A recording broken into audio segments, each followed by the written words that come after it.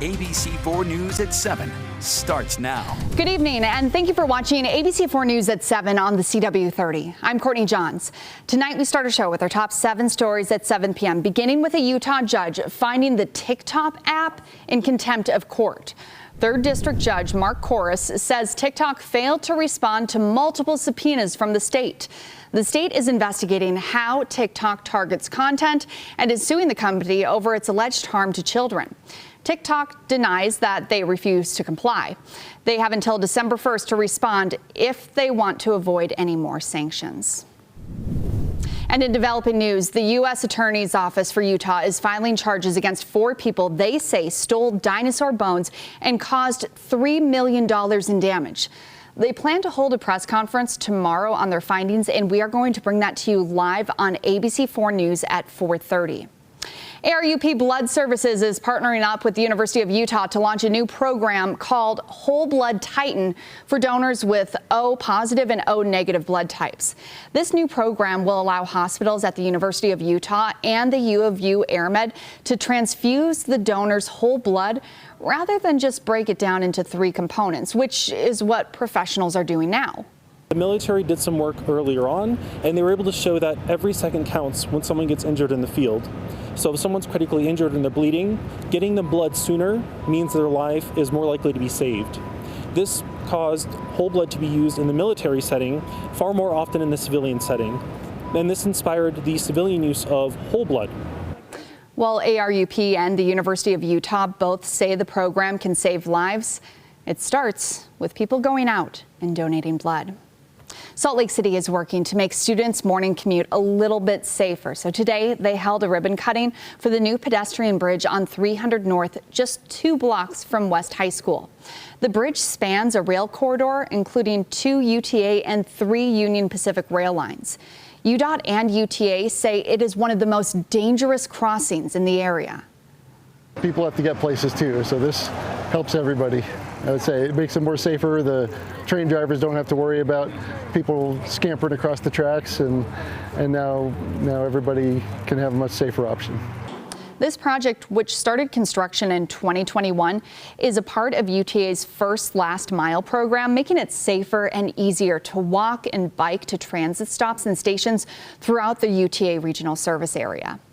And the University of Utah just finished the first of 4 new student housing buildings to help tackle the cost of housing.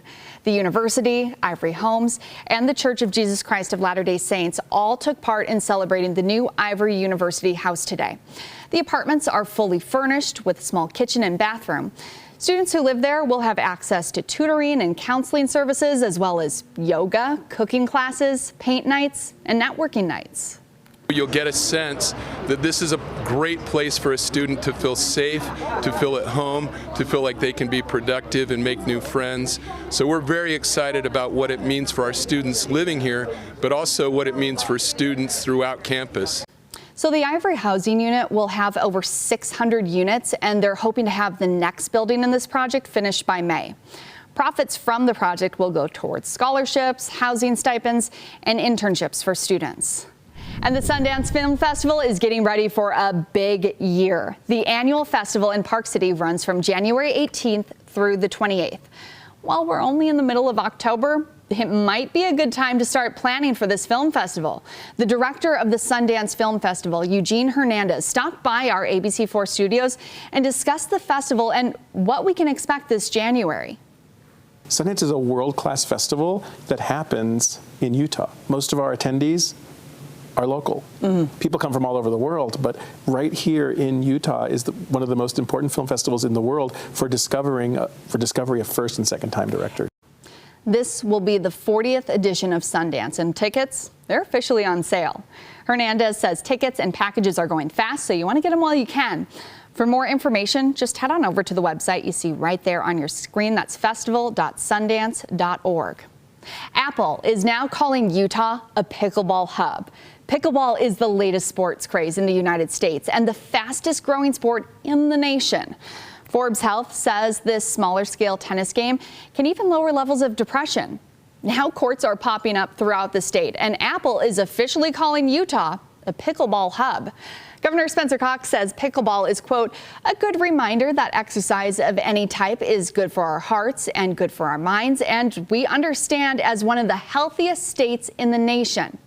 Apple says their study reflects that. Benefits of physical activity, not only on general health and wellness, mobility, but also importantly on mental well-being. So he also goes on to say Utah has the most recorded pickleball workouts using the Apple Watch. And another fun fact, I love this, 1 in 16 Utahns have tried that sport at least once. I have a feeling a lot more have tried it more than once. Still ahead, from coworkers to soulmates, we'll introduce you to a Utah couple who fell in love at a Chick-fil-A. That's coming up after the break.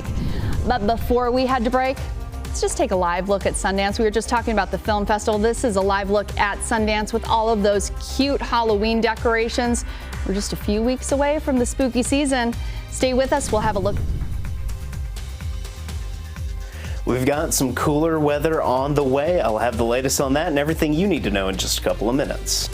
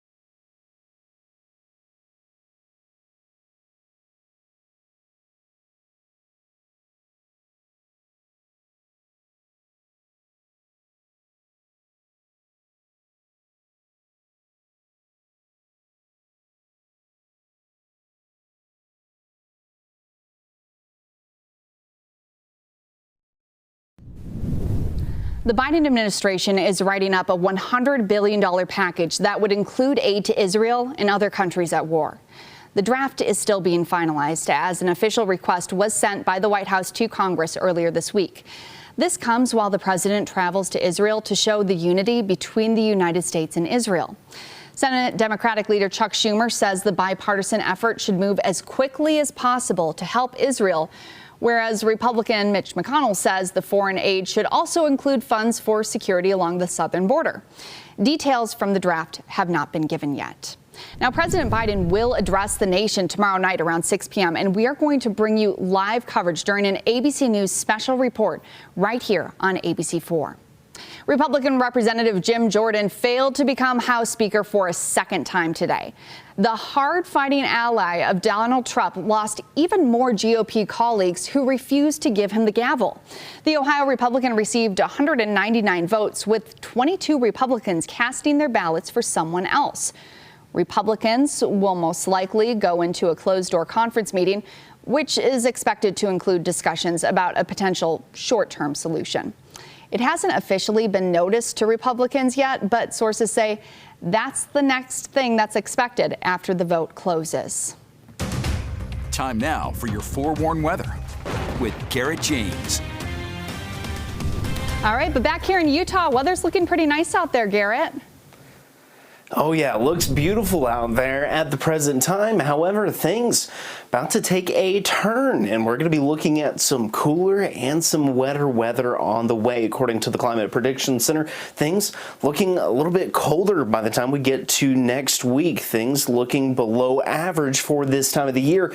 However, we are going to be looking at a cold front arriving right around the Sunday night into Monday time frame, and that's going to allow for cooler temperatures as well as that wetter weather. Let's go ahead and take a look at the upper level futurecast. Like Courtney mentioned, seeing some nice weather out there, and it's thanks to this high pressure system. High pressure system's giving us some nice happy weather for right now, but by the time we get to the beginning of next week, there off the Pacific Northwest coast, we can see low pressure system creeping into the area, and as it does so, it's going to dip down likely close to the southern parts of Nevada and California, even into Arizona, and that's going to bring in some cooler temps our way. However, it looks like we could potentially see another system maybe by the middle of next week as well, and that is going to continue to give us some of those rain chances by the time we get to the beginning of next week. So the long range futurecast shows that high pressure system eventually moving out of the area and giving way to that low pressure system.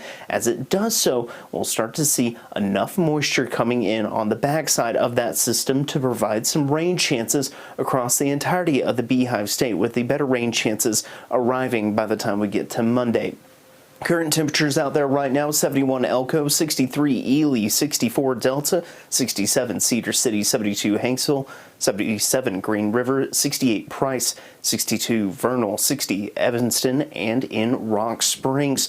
However, lows tonight: 39 for Elko, 38 Ely, 33 Evanston, 39 Vernal, 46 Price, 42 Hanksville, about 48 for Cedar City, Kanab, and Blanding, 55 for St. George, and 51 for Salt Lake City. But highs tomorrow, on the other hand, show 76 for Salt Lake City, 88 for St. George, 80 Hanksville, 77 in Blanding, 82 Kanab, 76 in Cedar City, 76 Price, 72 Vernal, 71 Wendover. And temperatures, well, they are going to take a dip, but we have to get through the weekend before we see that dip. We'll be looking at the mid-70s for the Wasatch Front for the next 4 days, but moisture starts to increase by Monday, giving us mostly sunny skies, but a few clouds starting to linger now. Then isolated rain chances Monday, Tuesday, and Wednesday. But take a look at the temperatures: low 60s Monday and Tuesday, then upper 50s by Wednesday. St. George not as cool, but temperatures close to 90 by Thursday and Friday.